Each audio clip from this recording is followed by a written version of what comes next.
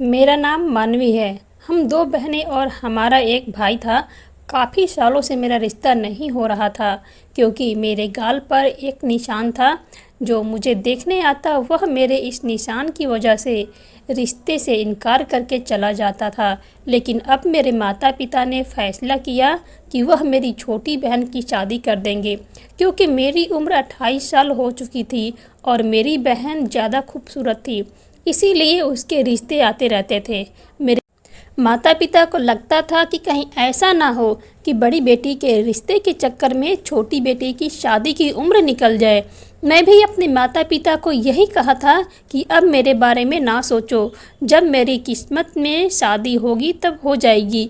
अब आप मेरी छोटी बहन सुहानी के लिए रिश्ता तलाश कर लें और जल्द से जल्द उसकी शादी कर दे। मेरे माता पिता ने ऐसा ही किया। मेरी छोटी बहन सुहानी के लिए आज बहुत ही अच्छा और अमीर परिवार से रिश्ता आया था। मुझे अपने परिवार की सबसे ज़्यादा फिक्र रहती थी। मैंने अपनी बहन से बार बार पूछा लेकिन उसने मुझे अपने परेशान होने की कोई वजह नहीं बताई।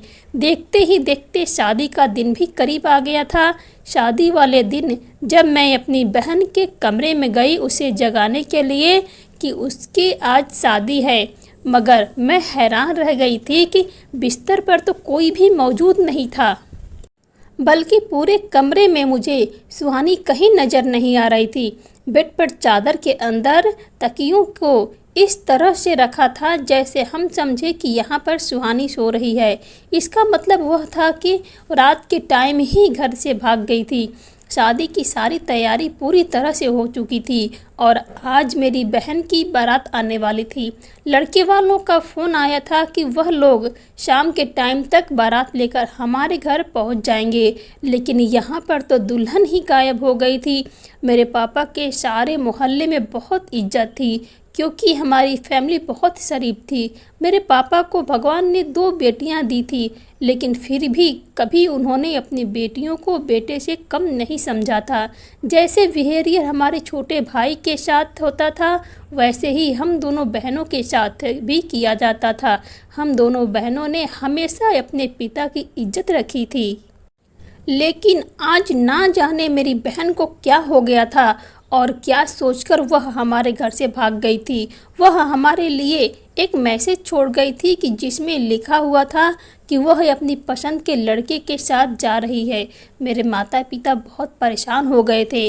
उन्होंने मुझसे कहा कि मैं दुल्हन बनकर मंडप में बैठ जाऊं, लेकिन अगर मैं यह कुर्बानी देने के लिए तैयार भी हो जाती तो क्या लड़के वाले इस बात के लिए मान जाते। वह लोग तो मेरी बहन को पसंद करके गए थे।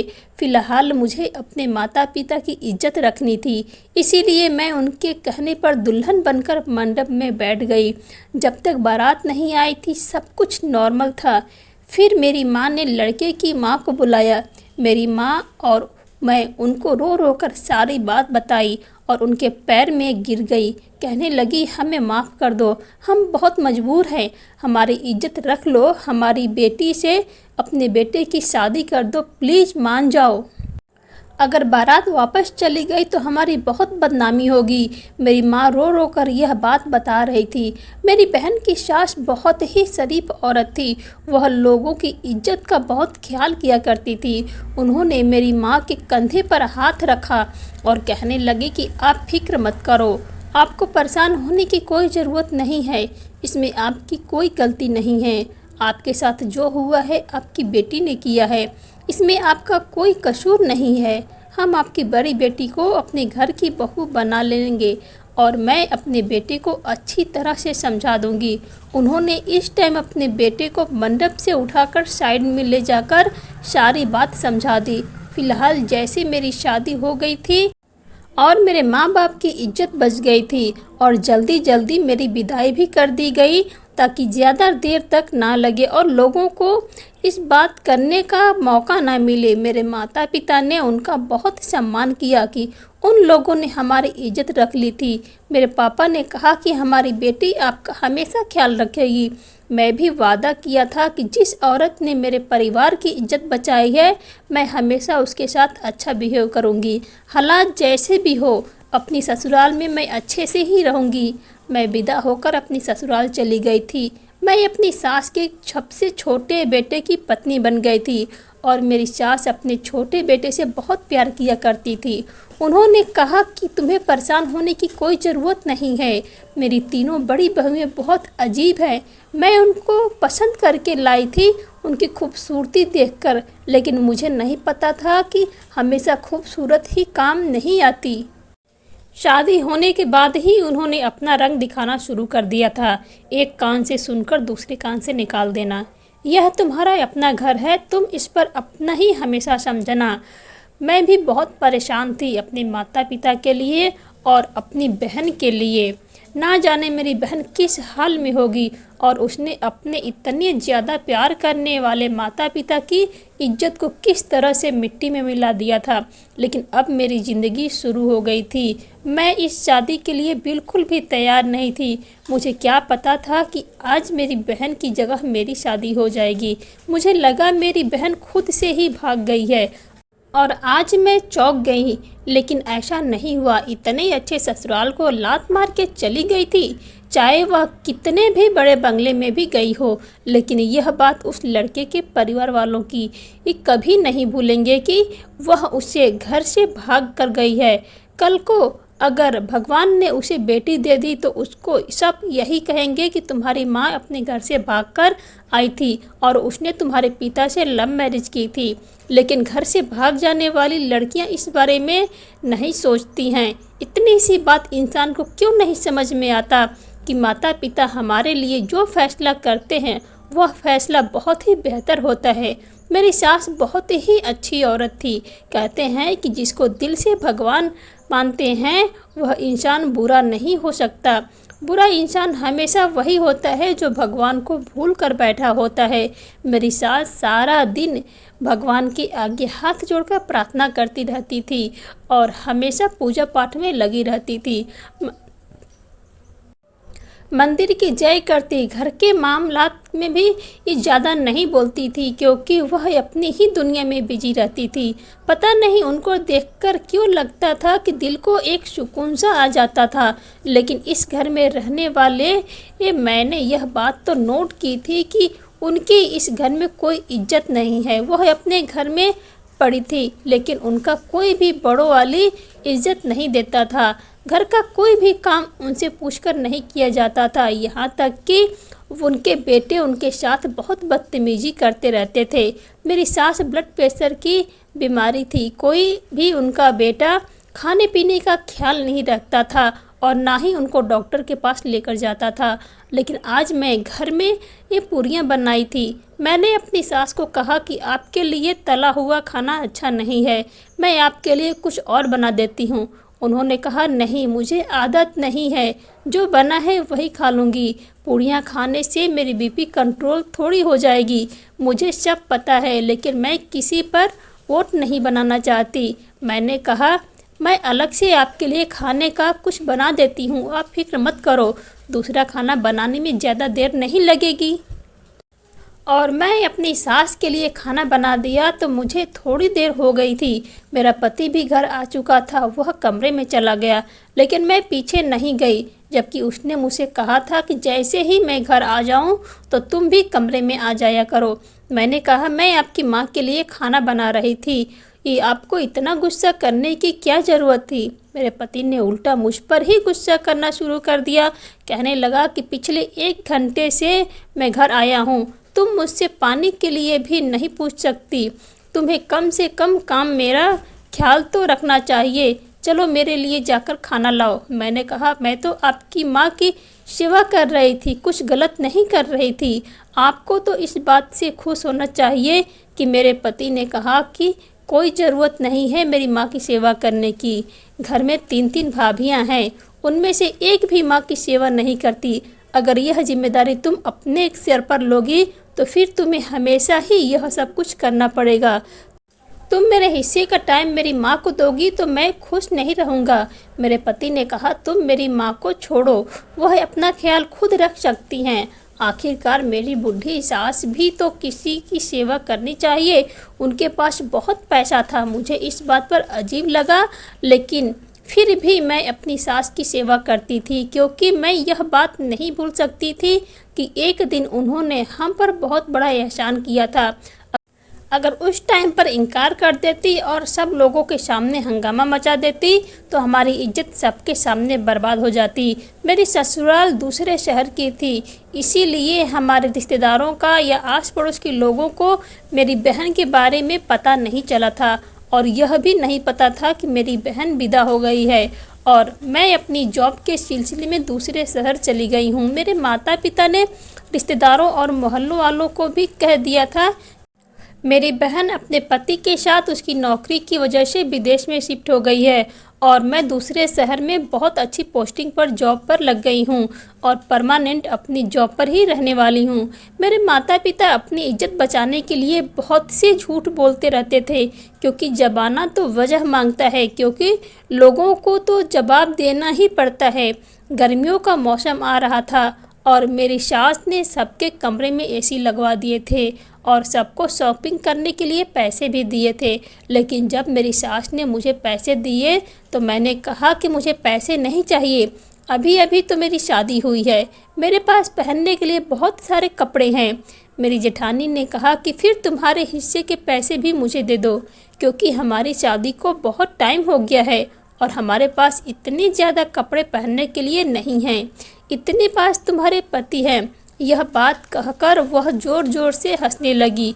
मेरी सास ने मेरी जेठानी से कहा कि कोई बात नहीं, तुम्हें फ़िक्र करने की ज़रूरत नहीं है, यह मानवी के पैसे हैं, जब इसको चाहिए होंगे तो वह मुझसे ले लेगी, मैं इन पैसों को अपने पास रख लेती हूँ। इस बात पर मेरी जेठानी ने कहा कि आपके पास तो बहुत कुछ पड़ा हुआ है, लेकिन पता नहीं हमें कुछ मिलेगा या भी नहीं। इतना कहकर वह अपने कमरे में चली गई थी। मेरी तीनों जेठानियाँ मेरी सास को किसी न किसी बात पर ताने मारती रहती थी। मैंने अपनी सास से कहा, आप क्यों इन सब लोगों की बातें सुनती रहती हो, आप इस घर की बड़ी हो और इन लोगों को जवाब क्यों नहीं देती। उन्होंने कहा, मुझे जवाब देने की आदत नहीं है, मैं सब कुछ खामोशी से सहन करती हूँ। इन सब की खुद किस्मती समझो कि तुम्हारा ससुर उनकी शादी से पहले ही इस दुनिया से चला गया, नहीं तो आज इन लोगों को मेरे सामने बोलने की हिम्मत भी नहीं होती और तुम्हारे ससुर इन लोगों को अच्छी तरह से ठीक कर देते थे। वह बहुत ही सख्त किस्म के थे। सारी ज़िंदगी उन्होंने पैसे कमाए, जब घर बैठ के वक्त आया तो सुख नहीं उठा सके। तभी तो यह बच्चे इस कदर से बिगड़े हुए हैं कि अब मेरी बात भी नहीं सुनते। इसीलिए मैं अपने मैटर में कभी नहीं बोलती। लेकिन मैं एक बात यह है कि मेरे तीनों जेठानियाँ के पास अभी तक कोई औलाद नहीं थी। उनकी शादी मेरी शादी से काफ़ी सालों पहले हो चुकी थी। मैं अपने पति से छुपाकर अपनी सास की सेवा करती थी और उनके कमरे में उनके बातें करने के लिए आया करती थी, कहीं मेरे पति को पता न चल जाए। लेकिन एक दिन वह अचानक घर आ गए, तब मैं अपनी सास के कमरे में मौजूद थी और उनके पैर दबा रही थी। मेरी सास ने मुझे कहा कि तुम फ़ौरन अपने कमरे में चली जाओ, वरना तुम्हारा पति आते ही तुम्हें बुरी तरह से डांटेगा। मैं सोच रही थी डांट तो मुझे ज़रूर पड़ेगी। मैं जैसे ही अपने कमरे में गई तो मेरे पति ने कहा, जितनी चालाक तुम हो उतनी लगती नहीं हो, लेकिन तुम बहुत ज़्यादा चालाक हो। मैंने कहा, तुम्हारा क्या मतलब है। तो मेरे पति ने कहा कि तुम मेरी माँ की सेवा इसीलिए कर रही हो क्योंकि तुम्हें भी पता चल गया है कि सारी संपत्ति मेरी माँ के ही नाम पर है और वह जल्दी ही अपनी वसीयत लिखने जा रही हैं। इस बात पर मैंने अपने पति से कहा, ऐसा कोई बात नहीं है, आपको गलतफहमी हो रही है। मैं उनकी सेवा सिर्फ इसलिए करती हूँ क्योंकि उन्होंने हम पर बहुत बड़ा एहसान किया है। मेरे पति ने कहा, इसमें तुम्हारा कोई कसूर नहीं है। इस बात पर मैंने राहत की सांस ली कि चलो, मेरे पति को तो कोई अच्छी बात कही थी कि इसमें मेरा कोई कसूर नहीं है। मेरा पति इस बात को मानता है कि मुझे हर बात के लिए ही कसूरवार ठहराया जाएगा। मेरी बहन की ना कोई कॉल आई थी और ना ही उसके बारे में कोई खबर मिली थी और उसने हमसे बात करने की भी कोई कोशिश नहीं की थी। यही सब सोच सोचकर मुझे रोना आ गया था। उसने हमसे बात करने की कोई कोशिश भी नहीं की थी, ऐसे ही लौट कर गई थी कि दोबारा वापस नहीं आई। एक दिन मेरे बड़े जेठ के कमरे से लड़ाई की आवाज़ आ रही थी, यहाँ तक कि मेरे पति की आँख भी खुल गई थी। उन्होंने कहा कि यह सब तो यहाँ पर रोज़ होता है। अगले दिन चारों भाई बहन बैठे थे और मुझे सब लोगों के लिए जूस बनाने के लिए कहा था। मैं सब लोगों के लिए जूस लेकर आ गई थी। मैंने सुना कि वह सब वसीयत के बारे में बात कर रहे थे। रात के टाइम पर वह लोग मेरी सास के कमरे में चले गए थे और उनसे किसी बात पर पूरी तरह से बहस कर रहे थे। ऐसे लगता था कि जैसे वह लोग अपनी माँ को मार देंगे। मेरी सास को कहा कि मैं मर क्यों नहीं रही हूँ, जो तुम लोगों को वसीयत लिखने की इतनी जल्दी आ रही है। तुम लोगों को शर्म नहीं आती इस तरह से बात करते हो? सब कुछ तुम लोगों का ही तो है। मेरे तीनों जेठ और उनकी पत्नियां का मेरे साथ से यही कहना था कि अपने जीते जी आप हमें हमारा हिस्सा लिखकर दे दो, नहीं तो बाद में बहुत परेशानियां होगी। फिर अभी तो आपके साइन करने से सब कुछ ठीक हो जाएगा, बाद में सब भाई आपस में बुरी तरह से लड़ेंगे और बहुत सारी परेशानियां खड़ी हो जाएंगी। अगर आप हमारे पिता जिंदा होते तो अब तक यह सब कुछ कर चुके होते। मेरी सास ने कहा, पिताजी होते तो तुम लोगों के मुंह पर थप्पड़ मार दिए होते। तुम लोगों की माँ जिंदा है और तुम लोगों की वसीयत की पड़ी है। मैं सारा घर चला रही हूँ, घर का राशन भी मेरे पैसों से ही आता है। तुम लोगों ने कभी भी एक पैसा घर में खर्च नहीं किया। हर वक्त तुम लोग अपनी फैमिली पर ही खर्च करते हो, कभी किसी ने मेरा ख्याल नहीं किया। मैं हूँ कि हमेशा तुम लोगों का ही ख्याल करती हूँ, फिर भी तुम लोग आज मेरे सामने खड़े होकर मुझसे इस तरह की बातें कर रहे हो। पहले तो 30-40 हज़ार में घर का खर्च चलता था, अब तो लगता है कि यह बात सुनकर उनके बेटे खामोश हो गए थे। मैं इस मैटर में ज़्यादा बोलने की ज़रूरत नहीं थी। मेरे पति ने कहा, तुम्हें ज़्यादा बोलने की ज़रूरत नहीं है। मेरे पति कहने लगे, भाभियों को देखो, हर बात पे अपने पति का साथ देती हैं और तुम मेरी माँ की नौकरानी बनकर रह गई हो। ऐसा लगता है शायद तुम्हारी बहन तुमसे ज़्यादा समझदार होगी। तुमसे शादी करने से अच्छा था कि मैं तुम्हारी बहन से ही शादी कर लेता। हम दोनों पति पत्नी इसी बात को लेकर खूब बहस करते रहे और बस यह छोटी सी बात बहुत बड़ी लड़ाई बन गई थी। उन लोगों ने ज़बरदस्ती अपनी माँ को इंसल्ट करना शुरू कर दिया था ताकि वह तंग आकर खुद ही अपनी जायदाद अपने बेटों के नाम कर दे। घर में हर रोज़ लड़ाई झगड़ा होने लगे थे। मेरी सास ने कहा, जब तक मैं जिंदा हूँ तब तक ऐसा नहीं होगा। मैं अपने जीते जी तुम लोगों के नाम कुछ भी नहीं करूँगी। घर में बड़ी परेशानियाँ वाला माहौल हो गया था। मैं भी परेशान रहने लगी थी और मेरी सास भी परेशान थी। मेरी सास ने कहा कि मेरा दिल करता है कि मैं अपने बेटे को कुछ ना दूं, क्योंकि यह लोग किसी चीज़ के भी काबिल नहीं थे। मेरी सास ने अपने बेटे से कहा कि मेरे पति ने यह सब कुछ बनाया है, तुम लोगों ने नहीं बनाया। तुम लोगों को घर मिल रहा है, खाना मिल रहा है, इसी से तुम लोगों को खुश हो जाना चाहिए।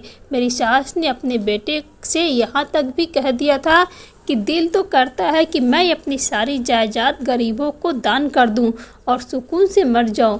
मेरी सास बहुत ज़्यादा परेशान रहती थी कि इंसान अपनी औलाद के लिए कितनी परेशानियां झेलता है और अपने बच्चों को कितनी तकलीफ़ से पैदा करता है। इसके बाद भी ये तकलीफ़ है, जब तक ज़िंदा रहता है बच्चों के बारे में ही सोचता रहता है। मेरी सास ने कहा, 4 बेटे की माँ हूँ, लेकिन आज मुझे इस बात पर बहुत शर्मिंदगी हो रही है कि मेरा एक भी बेटा ऐसा नहीं है जिसने कभी मेरा ख्याल किया हो। उधर मेरी सास के बेटे ने प्लान किया कि प्रॉपर्टी के पेपर बनवा लेते हैं और इस घर में माँ के साइन की बजाय उनका अंगूठा लगवा लेंगे। वह लोगों को धोखाधड़ी से यह काम कराना चाहते थे। उन्होंने सोचा कि माँ को पता भी नहीं चलेगा, ज़बरदस्ती अंगूठा लगा लेंगे। लेकिन यह बात मेरी सास सुन गई थी और अपने बेटे को बहुत सारी बातें सुना दी थी, यहाँ तक कि वह रो रो कर बेहोश हो गई थी। उन्हें अपने बेटों से इतनी ज़्यादा बुरी उम्मीद नहीं थी। उनके बेटे हद से ज़्यादा गिर गए थे। उन्होंने कहा कि मुझे नहीं पता था कि मेरे बेटे इस हद तक गिर गए हैं कि अब उन्होंने हद ही पार कर दी है। उनकी पत्नियां अपने पतियों की दिमाग खराब करते रहती हैं और मेरा पति भी अपनी भाभी का ही सुनता था।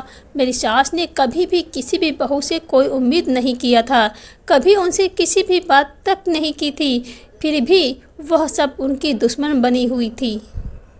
यह सोचकर मुझे बहुत बुरा लगता था। बहुत ज़्यादा झगड़ा भी हो गया था। सब लोगों ने अपनी हद पार कर दी थी। आज तो चारों बेटे ने अपनी माँ पर हाथ तक उठा दिया था। यह देखकर मेरी तो आंखों से आंसू आ गए थे। मेरी सास की तबीयत बहुत ख़राब हो गई थी। मैं उनकी तबीयत का पता करने के लिए गई तो उन्होंने अपने कमरे के दरवाजे अंदर से लॉक कर लिया था। मैंने सोचा शायद वह बहुत परेशान है। मैंने उनको तंग करना ठीक नहीं समझा था। उसके बाद मैं भी अपने कमरे में जाकर सो गई थी। मेरी सास को पता चला कि उनके बेटे इस हद तक गिर चुके हैं। वह बहुत ज़्यादा उदास रहने लगी थी। मेरी सास मेरे अलावा किसी पर भी भरोसा नहीं करती थी, क्योंकि उनकी अपने बच्चे ही उनके जान के दुश्मन बने हुए थे। एक दिन मेरे पति ने कहा कि मेरी माँ तुम पर बहुत भरोसा करती है। हमारे हाथ में तो वह कभी भी एक गिलास पानी भी लेकर जाए तो नहीं पीती। तुम उसको चाय में मिलाकर बेहोशी की दवाई दे दो ताकि हम उनका अंगूठा लगवा लें। मैंने कहा मैं ऐसा बिल्कुल भी नहीं करूँगी। मेरी सास मेरी माँ समान है और मैं अपनी सास के साथ गलत नहीं कर सकती। मेरे पति ने कहा कि इसमें तुम्हारा ही फ़ायदा है। मेरे पास जितनी भी प्रॉपर्टी आएगी तो तुम्हें भी मिलेगी। तुम मेरी भाभीयों की देखो, वो कितनी समझदार है। जो मैंने तुमसे शादी कर ली और तुम भी तो मुझे मिल गई हो। बस करो, यह दिखावा करके तुम्हें कुछ नहीं मिलेगा। वह तुम्हारी सास है और सास बहू कभी भी दोस्त नहीं हो सकती। मेरे पति ने मुझे पहले बहुत प्यार से समझाया। मैंने साफ इनकार कर दिया था। फिर उसने मुझे काफ़ी सारी बातें सुनाना शुरू कर दी और मुझसे खूब झगड़ा करने लगा कि मैं तुम्हें तलाक दे दूंगा। मैंने कहा तुम जैसे इंसान के साथ रहना भी मैं नहीं चाहती। इससे अच्छा कि तुम मुझे तलाक ही दे दो। जो इंसान अपनी माँ के साथ धोखा करने को तैयार है, कल को अपनी पत्नी को भी बेच सकता है। इस बात पर मेरे पति ने मेरे मुंह पर जोरदार थप्पड़ मार दिया। मेरी सास मेरे चेहरे पर थप्पड़ के निशान देख लिया था। उन्होंने मुझसे पूछा कि तुम्हारे चेहरे पर क्या हुआ है। मैंने कहा मैं सीढ़ियों से गिर गई थी, इसीलिए चोट लग गए। मेरी सास कहने लगी बेटी बूढ़ी हो चुकी हूँ, मुझे पता है तुम गिरी नहीं हो, बल्कि तुम्हारे पति ने तुम पर हाथ उठाया है। मैंने उसको सच बात तो नहीं बताई थी, क्योंकि मैं उससे और ज़्यादा परेशान करना नहीं चाहती थी, लेकिन शायद वह सारी बात समझ गई थी। मुझे देखते ही उनकी आंखें भर आई थी और वह रोने लगी थी। इसी तरह से दिन गुजरते चले जा रहे थे। एक दिन ना जाने क्या हुआ, मुझे रात के टाइम पहले ही नींद आ गई थी, लेकिन लगभग रात के 2 बजे अचानक मेरी सास के चिल्लाने की आवाज़ आने लगी। मेरी आँख खुल गई। उनके कमरे की तरफ भागकर जैसे ही मैं अपनी सास के कमरे में गई, मैंने देखा कि मेरी सास के चारों बेटे और उनकी पत्नियां वहीं पर खड़ी हुई थी। क्या हो रहा था सबके एक का नज़ारा देखा तो मैं समझ गई थी कि, और यह देखकर मेरे सर पर आसमान टूट पड़ा था कि बुरी तरह से रो रही थी, क्योंकि वह सब लोग अपने प्लान में कामयाब हो गए थे। उन्होंने अपनी माँ के प्रॉपर्टी के पेपर पर साइन करवा लिए थे और अपनी माँ के हाथ तोड़कर घर से धक्के देकर बाहर निकाल दिया था। मेरी सास घर में नहीं थी। घर के आंगन में उनको घिसटने का निशान फर्श पर साफ दिखाई दे रहा था। चारों भाइयों और उनकी माँ के साथ बहुत बुरा किया था और वह सब बहुत खुश नज़र आ रहे थे। उनके हाथ में प्रॉपर्टी के कागज़ आ गए थे। जब मैं उन लोगों को कहा कि अपनी माँ के साथ बहुत बुरा किया है, भगवान कभी आप लोगों को माफ़ नहीं करेगा। यह सुनकर मेरे बड़े जेठ ने मेरे पति को कहा कि अब तुम्हारे पास बहुत दौलत आ गई है, इसलिए इस जैसी की लड़कियां तुम्हें बहुत मिल जाएंगी। कहता हूँ कि अभी इसी वक्त इसे तलाक देकर घर से निकाल दो, नहीं तो कल को यह बात सबको बता देगी और हम लोग फंस जाएंगे।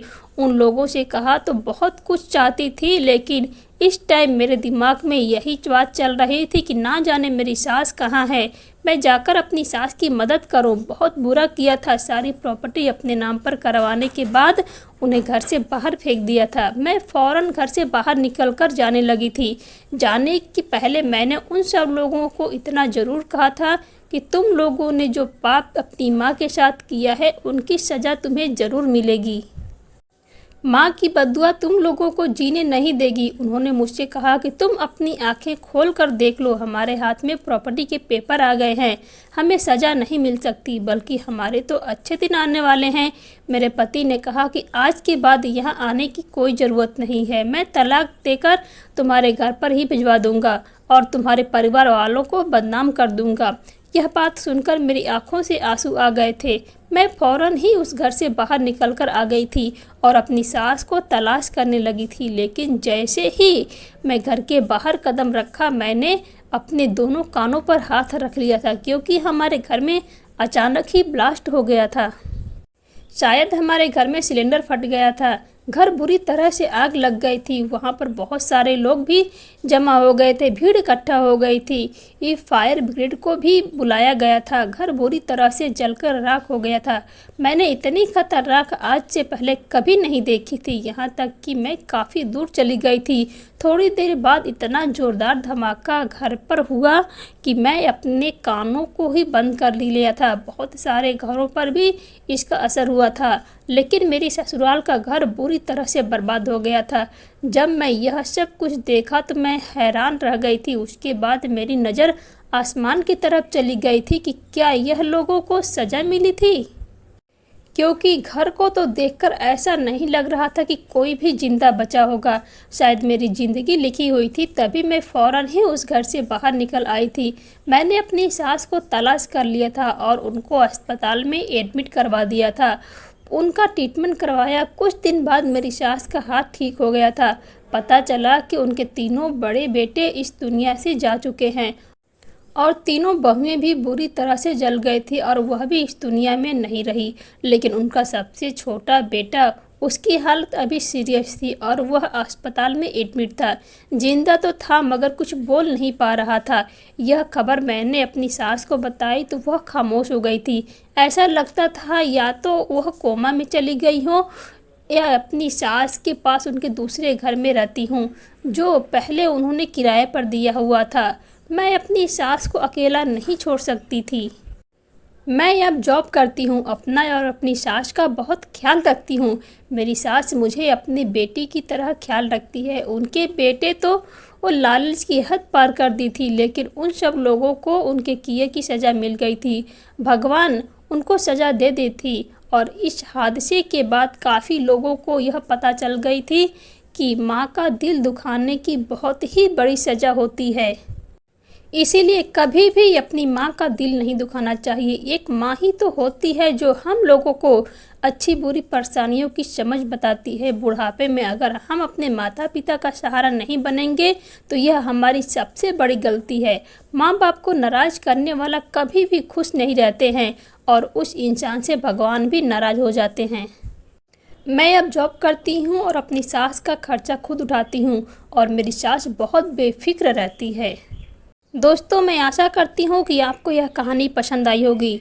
यह कहानी समाज के ऊपर मैंने बनाई हुई है, क्योंकि आज के समाज में यही सब हो रहा है। अक्सर माँ बाप को घर से निकाल देते हैं बच्चे पैसों की लालच में। पैसे सब कुछ नहीं होते हैं। अगर अपने माँ बाप का ख्याल रखते हैं, उनकी इज्जत करते हैं, तो पैसे तो आते जाते ही रहेंगे। माँ बाप का ख्याल रखिए। दोस्तों, अगर आपके दिल तक यह कहानी थोड़ी भी पहुंची हो, दिल के किसी भी कोने में भी आपके घर बनाई हो, तो प्लीज़ हमारे चैनल को सब्सक्राइब करके कहानी को लाइक कीजिए और इस वीडियो को ज़्यादा से ज़्यादा शेयर कीजिए, ताकि लोगों तक, समाज तक यह एक मैसेज पहुंच सके। अगर इस मैसेज से, इस कहानी से किसी एक का भी घर बच सकता है तो मेरा यह कहानी बनाने का मकसद पूरा हो जाएगा। इसी तरह की कहानियाँ सुनने के लिए आप हमारे चैनल से जुड़े रहिए। बहुत जल्द मिलेंगे एक और नई कहानी के साथ। नमस्कार।